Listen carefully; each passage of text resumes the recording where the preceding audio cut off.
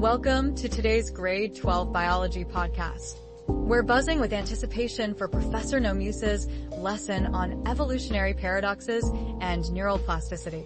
Exactly, Sylvia, known for her unconventional teaching. She really makes these complex topics engaging. She started by saying, imagine our brains not as simple organs, but as sprawling galaxy clusters. Each neural pathway, a filament of light connecting distant stars, experiences shaping those connections like gravitational pulls. Wow, that's quite the visual. So, she's comparing brain connections to the cosmos? Precisely. Then she posed a thought-provoking question about Schrödinger's cat, but applied it to emotions. She said, think of Schrödinger's cat, but instead of a box, imagine a complex emotional experience.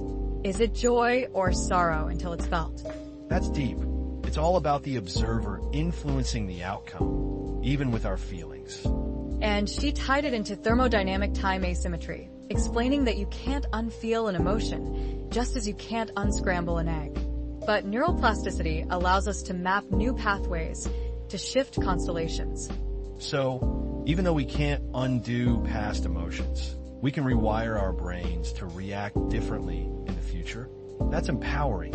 Then the lesson took an interesting turn. A faint scent of ozone filled the air. She whispered, primordial hydrogen clouds, carrying the faintest echoes of ancient memories. Ozone, how's that fit in? It was a meticulously crafted olfactory trigger. She was making a point about the butterfly effect of chaos theory.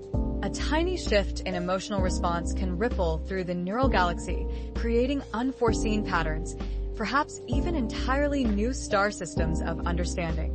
So a missed word, a forgotten smile. Small things can have huge consequences on our emotional and cognitive development. Exactly. And she ended with a profound question. Why do we retain such profound emotional capacity, a gift and a curse, even in the face of such fragile neuronal architecture? It's a question, class, that has haunted biologists and physicists alike. That's the million-dollar question, isn't it? The power and fragility of our emotional brains. Food for thought indeed.